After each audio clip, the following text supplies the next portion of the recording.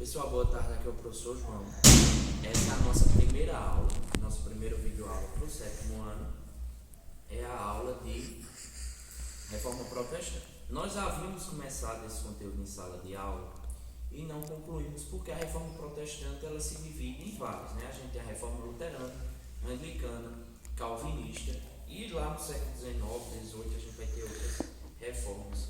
É como se a Reforma Luterana fosse a raiz e as outras fossem os galhos, tá certo? Então, por isso que a gente não concluiu. A gente iniciou a falar de um contexto antigo que estava chegando na Idade Média.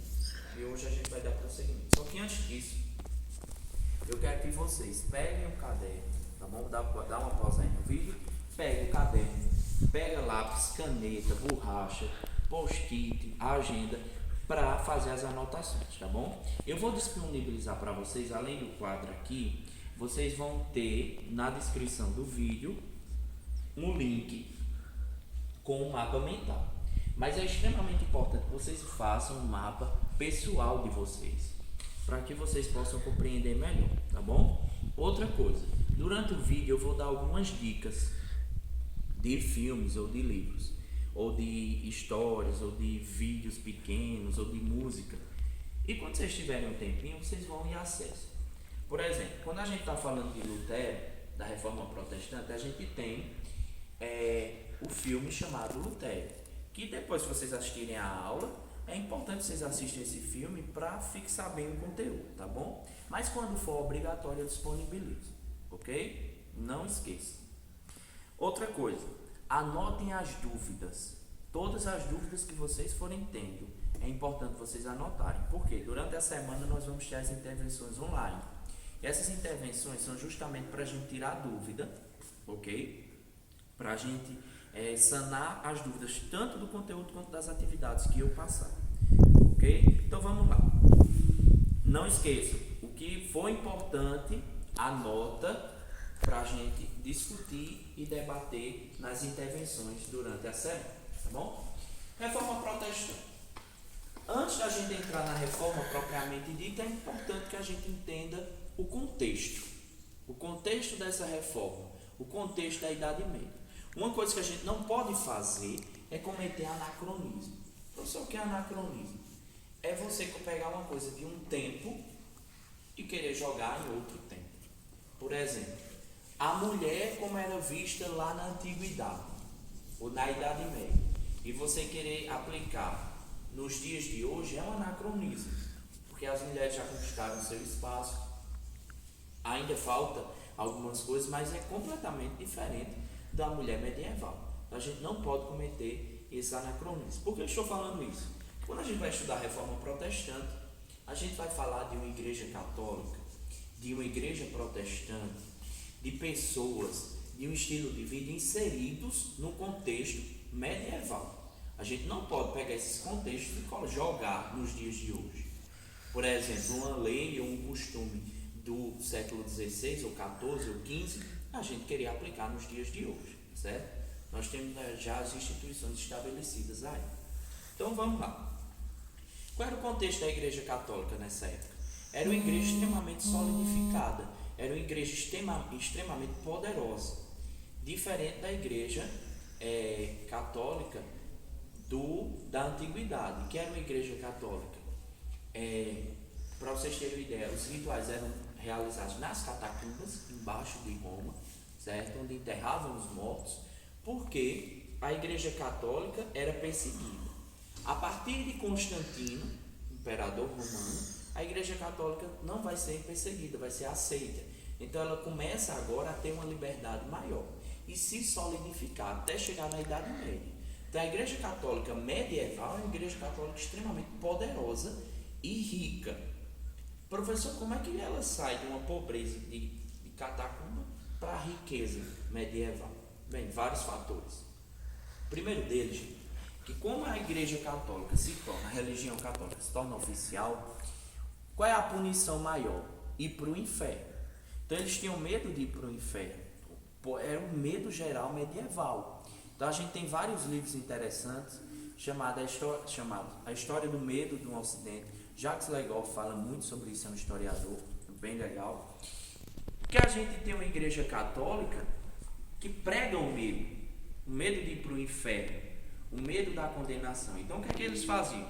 Criou-se uma cultura que iniciou pelos imperadores romanos, que na morte, na herança, no testamento, ou seja, quando você morre, eu vou deixar tal coisa para isso, tal coisa para fulano, deixava uma parte da herança para a igreja católica, esperando o quê? Esperando uma recompensa, certo? Esperando um pedacinho do céu. Então, isso foi muito comum. Então a igreja católica ela começa a ganhar propriedades.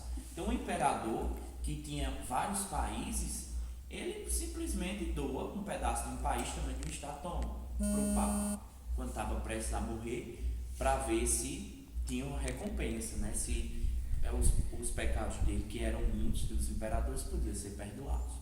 Então isso era uma cultura muito comum na Antiguidade para a Idade Média. E quando a Igreja Católica vai lá na frente, no século XVI, a Igreja Católica era proprietária de estados. Ou seja, a Itália, como a gente conhece hoje, ela não existia. Eram vários países, vários estados. Então a gente tinha Nápoles e a região de Nápoles. Nápoles era uma cidade, é uma cidade. A gente tinha a região de Florença e a cidade de Florença e sua região. A gente tinha no meio da Itália os estados papais. O que era isso, professor?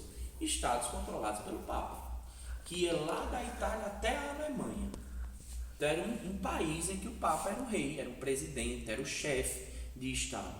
Então a Igreja Católica, gente, nessa época, ela adquire poder econômico, ou seja, tinha dinheiro e muito, adquire poder político, porque o Papa era um rei, né? Então ele era político, adquire poder social, porque tinha os súditos, tinha toda uma sociedade que dependia da igreja, e adquire principalmente poder religioso, poder espiritual. Então, era a instituição mais poderosa da Idade Média. E por ser instituição, por ser poderosa, ela vai agradar uns, desagradar outros. Então, tinha um sistema de leis, tinha um sistema de ritos e dogmas que desagradou a muita gente. Um deles foi Lutero.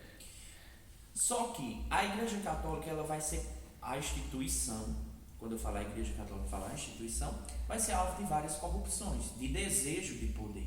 Então, o pai rico, de uma família nobre, ele geralmente, vamos supor, tinha 3 filhos. O primeiro era para ser o herdeiro, né, para chefiar as coisas do pai quando o pai morresse, ser guerreiro, um nobre, um conde, um visconde, um duque. O do meio era para entrar na Igreja Católica, para ser padre, para ser bispo, para ser membro da instituição mais poderosa e garantir para a família a salvação. E o mais novo ficava ali, porque muita gente morria, então ele ia assumir o lugar do meio do mais velho.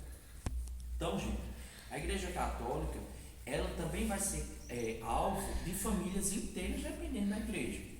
Uma dica: assistam a série Deboches, é uma das melhores séries que eu já assisti, só são 2 temporadas, e ela conta de uma família da Espanha, a família Borges, que almeja, que deseja que o chefe da família seja Papa, e ele se torna Alexandre VI, Papa. É justamente quando a América é descoberta, ele era Papa na época. Então, gente, a família toda, o Papa tinha filhos, o professor podia, não podia, mas ele tinha. Então, vários padres e bispos também tinham família. Para quê?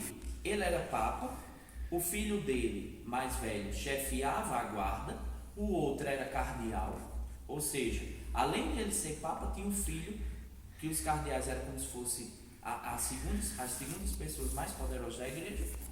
Então ele tinha um filho lá, cardeal, que ficava olhando. Por exemplo, se alguém falasse mal do pai dele, ele chegava para o pai e dizia, organizava uma emboscada e matava aquela pessoa, para tornar o pai dele intocável, infalível. Isso é um princípio extremamente importante da Igreja Católica, que era a infalibilidade papal, ou seja, o Papa não erra. Tudo que ele fala e faz está correto. Isso aí vai incomodar algumas pessoas, tá bom? E outra coisa, a Igreja Católica, além de exercer poder nos seus territórios, exercia poder nos territórios que não eram dela. Por exemplo, só quem coroa um rei, quem sagra o rei, era um bispo. Então, um país como a Inglaterra, ele tinha lá a rainha, o rei, e na cerimônia de coroação, o bispo pegava lá a coroa, o rei vinha até dentro da igreja da capela da família real, o rei se ajoelhava, o bispo pegava a coroa e dizia: eu te coroa em nome do Pai, do Filho e do Espírito Santo, e colocava a coroa na cabeça do rei, para dizer que aquele reinado era um reinado apoiado por Deus. Então, eu desejo muito ver uma cerimônia de coroação. Estou torcendo aí para a rainha da Inglaterra morrer, para a gente poder ver uma cerimônia de coroação. Mas a danada não morre. Ela já é a rainha o monarca, né? Rainha e rei, que mais passou tempo no trono. De todos.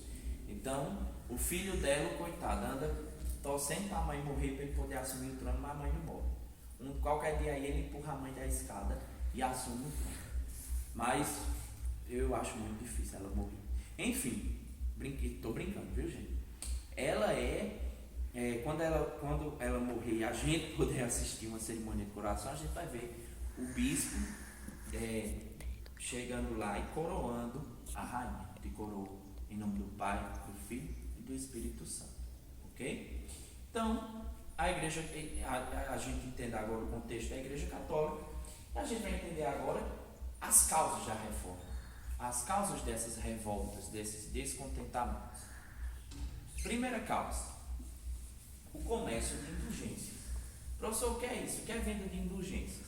A venda de indulgências, gente, é um assunto que a gente vai falar no vídeo 2, tá certo? Para não ficar muito longo, o nosso canal do YouTube está deletando os vídeos que ficam muito longos, porque o canal é novo. Então, a aula da gente vai ser dividida em duas, tá certo? Próximo vídeo a gente vai falar sobre a venda de indulgências, tá bom?